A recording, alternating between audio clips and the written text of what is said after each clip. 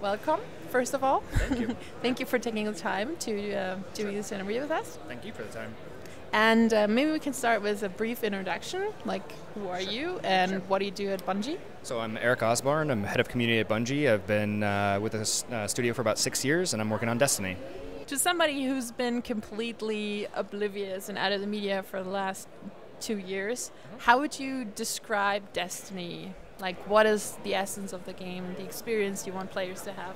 Yeah, it's actually pretty difficult to sum up in a single sentence, which is why I was asking if you played the beta. It was a pretty good moment for us. We had 4.6 million players play, and they can just sort of figure out how we're blending all these things together. So at its core, it's a shooter. It's an action game.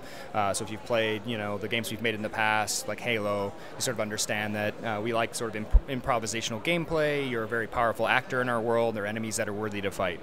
But Destiny has bigger worlds than we've ever built before. They're designed for exploration. They're designed for you to go off the beaten path and find caves and treasure chests and other players. It's actually populated in a really public way. There's crossroads spaces where you can run into other people who are on different missions, or maybe they're just exploring.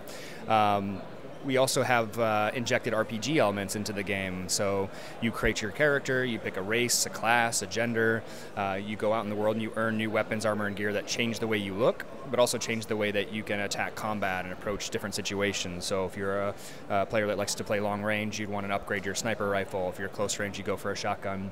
And there's a whole bunch of different types and different damage types and different chassis and investment points you can spend against those things. The really critical thing, the thing that makes it feel really magical for us, is that there are other people out there in the world. So we're building worlds, but we're also sort of building stages for players to have their own adventures and to sort of go out with your friends and have conversations while you're going through competitive multiplayer or through the story or through cooperative multiplayer, and it starts to feel really cool. It starts to feel really unique. That's sort of how we've been describing it all along, and players have been going like, but what does that really mean? And been playing the beta and seeing them come out and go, oh man, this is so cool. It's been really fun for us. Coming fresh out of the beta, what was the player feedback coming back to you? Like, what was the most powerful feedback that you got? I mean, the thing that struck us most is we didn't have any huge problems. We've been building up to this for a while. We've had thousands of internal play tests, candidates run through. We did a friends and family alpha, we did an alpha, and now we did our beta, and we had, like I said, 4.6 million players in, 850,000 all at the same time, and we didn't have any huge problem. So for us, that's awesome. That's what we wanted to see. We did get some balanced feedback, of course. We have official feedback forums. The players came in, and we get feature requests, and we get balanced feedback. So we've made some tweaks to the Interceptor, one of the vehicles you can play in the game, to make sure it was pulled down a little bit. It was a little overpowered, and there were 2 on the map, so we've adjusted that so there's only 1. We found that assault rifles were a little bit overpowered. We can look at the data and see, it's got a majority kills or a higher percentage than we wanted, so we actually increase the hand cannon strength and increase the pulse rifle strength, and those are just a couple of examples of things that we're looking at. And that's something that we'll do ongoing. It's not just the beta, but it's something we have to do to curate the experience over the life of the product. And how strong, like percentage-wise, would you say is the MMO, if you want to call it that, aspect compared to, single player or PvE or that kind of thing? Yeah, I mean, we don't really have like a percentage that I can give you, so we're trying to, it's an action game at its core, but we're trying to infuse it with these other elements from other genres to make it feel, unique and satisfying and to deliver something that doesn't exist. So, the RPG elements are pretty central to the world. It's your character, it persists through all the modes, so that's a pretty core element of the game, and you always run into other players. There's a world where you can do a single player mission, and you may not see other players if you're choosing to just sort of go on the bright line through the mission, but there's always the opportunity to run into other players, so that's also a fairly strong element in the game, and we sort of want it all to feel harmonized and like it's all part of the core experience, so it's sort of hard to extract something out and say it's 10% this and 10% that. It's I mean, we see it as a shooter. It's an action game at its core, but around that, we're just trying to build fun experiences and play a little bit with the genre. You know, what if somebody looks at Destiny, like what strikes them, you know, at first, of course, are the visuals and like the overall aesthetic. Yeah. How would you, first of all, how would you describe what inspired you to get there, and what sort of makes the, I don't know, the visual face of Destiny, if you want? Yeah. Yeah, so I mean, the team initially started working on pure fantasy, so, you know, knights in armor and waving banners, fairies in the forest, you know, giant toad monsters in the swamp, and white castles on the top of a hill. And then another part of the team was off working on very hard sci-fi.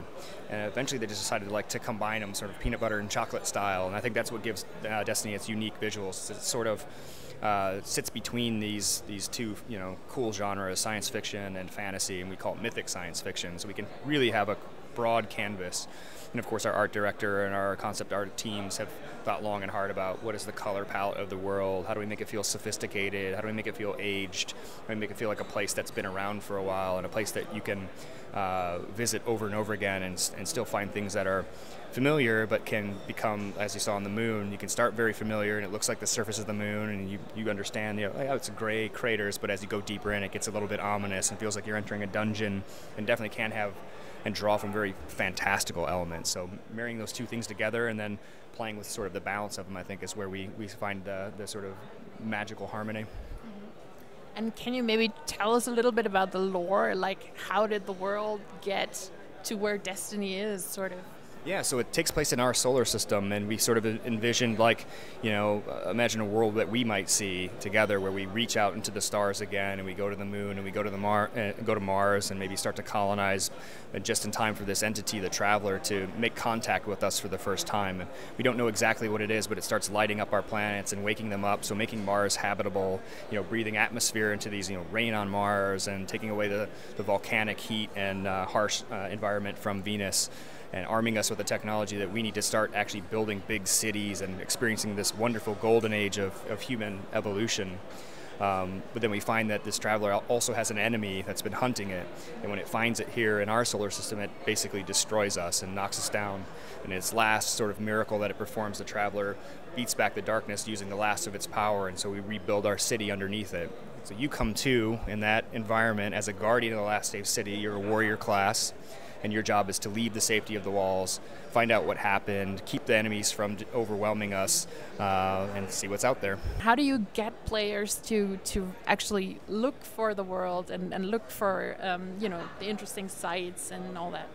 Yeah, some of it can be done with the environment. Some of it can be done with the missions we give them. We can ask them to go exploring. So I know you played the moon mission. You can also get patrols from people in the city, bounties that will drive you around. They'll ask you to go and do certain things, maybe do a reconnaissance mission or go find gear out in the world. There are also other players constantly mixing around. So we'll do public events to try to get people to come together for brief moments and then go on their merry way. So all those things sort of combine to get you to move from place to place. And there are also a lot of hidden things, treasure chests, little deep lore fiction, things that we, you know, if you want to go deeper and sort of peel back the layers, you'll find a whole bunch of stuff that might teach you about the world or might arm you with better gear. What was, well, when playing, you know, you have this meter that fills up until you get the super attack. Yep. What does that mean? Like, how do humans or how do you know, whichever race you get, how do they get there? What's happening there? Yeah, so that's the Traveler's light. So the Traveler still has an aura of energy. It's limited, but as a guardian, you're filled with the energy of the Traveler. So that's how you're using your abilities. That's how you can do a double jump or a glide, and the super is your ultimate expression. So as you sort of move through combat, you'll get these moments of extreme light where you can throw a fireball out of your hand, or you can slam your fist down on the ground and everything around you just disintegrates. And as to the scope of things, like how many planets, like can you elaborate on that? Sort of like how many planets, how many hours? Maybe not hours, but maybe how how big is Destiny? Yeah, it's the biggest game we've ever built. So hours of gameplay is sort of challenging because every player is a little bit differently. You know, like if you're just playing the story mode, or if you play story and then go into cooperative strikes and then go into competitive multiplayer, it's a very different amount of time invested. In the past, we've seen players, you know, in our games spend anywhere from, you know, dozens of hours to thousands of hours. We still have people playing Halo 1 today, finding secrets and collecting vehicles and trying to break the game, and, you know, countless hours, you know, untold, tens of thousands of games played. So our goal is to build a world, make it feel really rich, make it feel alive, and give you a lot of reasons to return. And that's just not on the shipping game, but to keep that going and support and sustain long term. Speaking of Halo, like how much of, you know, your vast experience with Halo did you or could you transfer to Destiny? Like, is there or are there aspects or features that players can expect to find in Destiny as well? Yeah, I mean, the team's been building connected experiences all the way back to like Labyrinths of Crete in the early 90s, and Marathon and Myth were also connected experiences, and Marathon's obviously a shooter. I don't know if you're familiar with the studio's Mac legacy prior to Halo, but the goal is to take all that learned knowledge and experience and keep making better games, right? We want to make sure that each time we make a new experience, it's better than the last. It's different and it's unique, but it should have some hallmarks of what people expect from our studio. So we're totally okay with somebody picking up the controller and going, oh, this feels like a Bungie game. In fact, we love that. Cool. It's kind of like, you look at like Blizzard, right? You can play Diablo and you can play Warcraft, and you know that's the same studio, right? It's cool. Thank you so much for the interview. Yep, and when is the release? So September 9th, 2014, so less than a month. So, can't wait. Thank you so much. Thank you.